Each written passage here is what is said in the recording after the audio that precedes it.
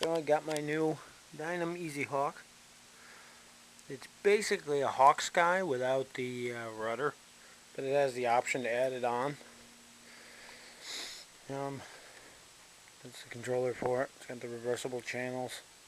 Nothing too spectacular. There she is, all put together.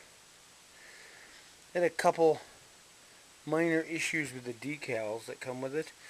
Is that they go right over top of the ailerons, and the ones in the back go over top of the elevator. So I had to cut them, which I'm sure is what they intended, but they don't mention that anywhere in the instructions. And that was my biggest complaint, is that the instructions that actually came with it are for the Hawk Sky, not the EZ Hawk.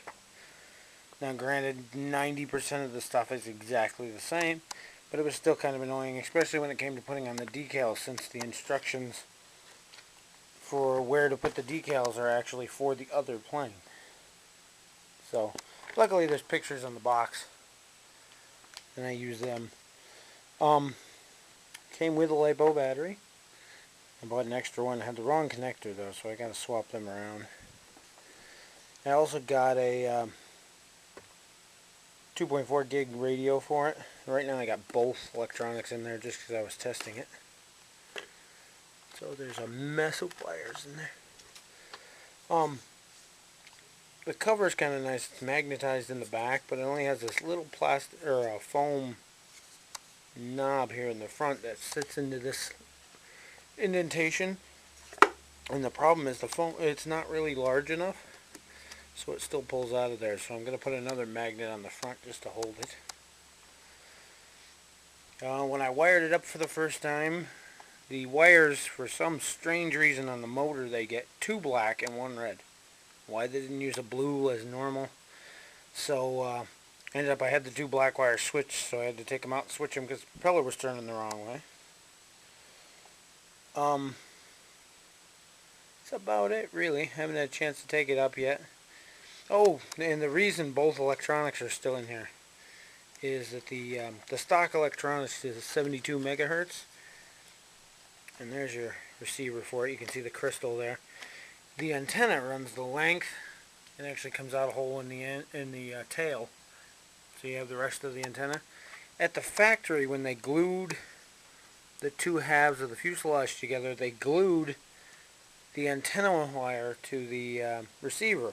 So I can't get this out of here. I'm probably going to end up having to cut the antenna wire off and just replace it later if I want to use the receiver again.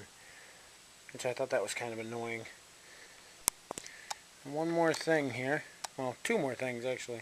The thing that makes this different than this Hawk Sky is right here. This hole is where the Rudder Servo goes. And you can see there's a spot to put the push rod all the way down the side here.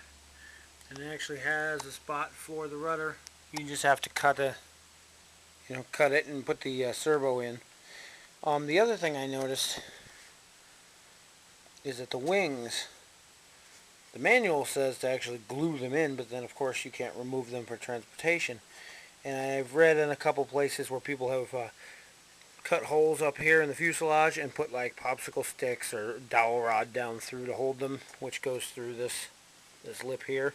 I also saw where somebody put Velcro along this leading edge that touches the other side in there, and that's probably what I'm going to do with mine. I haven't gotten around to it yet. But otherwise, just pushing them in is not enough pressure.